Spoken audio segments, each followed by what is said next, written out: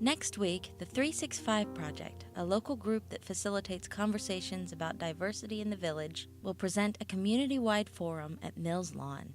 In the lead-up to this forum, 3 families, the Blunts, the Okias, and the Hendersons, got together to talk about their experiences as people of color in and outside of the village. The parents began by discussing how they talk to their children about police violence and people of color. Basim Blunt says he took his 10-year-old son, Malcolm, to a recent protest at the Beaver Creek Walmart. The protest was in response to the August 2014 death of John Crawford III, who was killed by a police officer while he was carrying a toy gun sold by the Walmart store. Blunt says the protest was a powerful lesson to his son about the way that people of color are often viewed by law enforcement. This aisle was full of about 100 people that just showed up in the store, and the security guard tried to stop them. And then I was like, it was all the people in Yellow Springs, a lot of people. And I said, there's the people in our village, they came, and then we participated in a wonderful experience. People started singing, and there was someone playing a horn, and it was a beautiful experience for both of us. We followed orders, the security guards left, and we laid in the aisle where John Crawford got shot. That's how I think I can teach him about, hey, sometimes you have to watch yourself in confrontations with, especially outside the village. I mean, that the police officer may see him as a black man first, as a threat.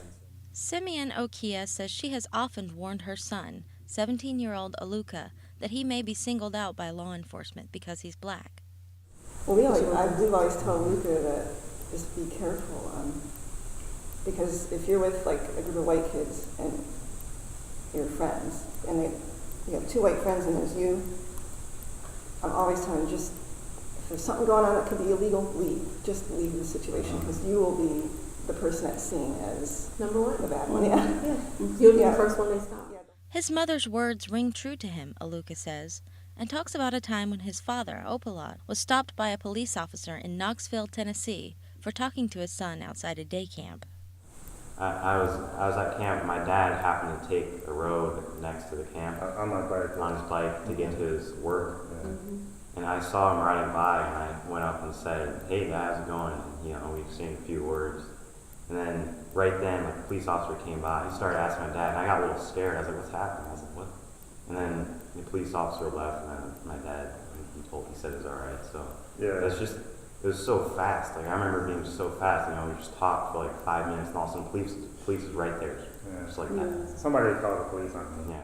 For Toylan Blunt, the worries over raising her son, Malcolm, in a society that views black men and boys as threatening, made her and her husband seek out a community to raise him in where they might breathe a little easier.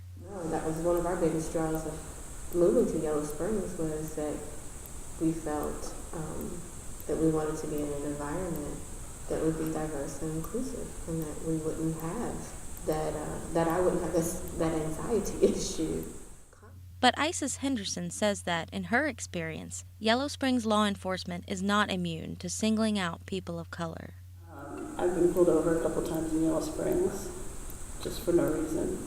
I work second shifts. I work from 3 p.m. to 11, and I'm coming all the way back from Inglewood, Clayton area.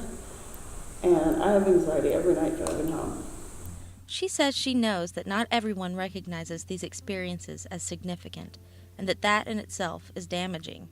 We've kind of approached it with the love everybody colorblind kind of attitude, and I think that that's very dangerous, because it's denying experiences of people and their differences and what they may experience.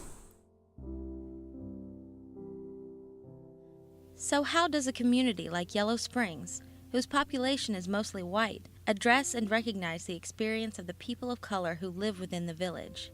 Toylan says she thinks the best first step is to have the conversation, no matter how uncomfortable it may be. It is hard to talk about. It is hard to bring up. It is a touchy subject, but it is one that needs to be discussed, because at this point in history, you see it's life and death right now. We are dealing with life and death situations. And if we don't talk about them, it will continue. The The community is invited to take part in the 365 Project's discussion forum on Saturday, February 21st, 1 to 4 p.m. at Mills Lawn Elementary School. A full article based on the conversation with the Blunts, the Okias, and the Hendersons appears in the February 12th issue of the Yellow Springs News.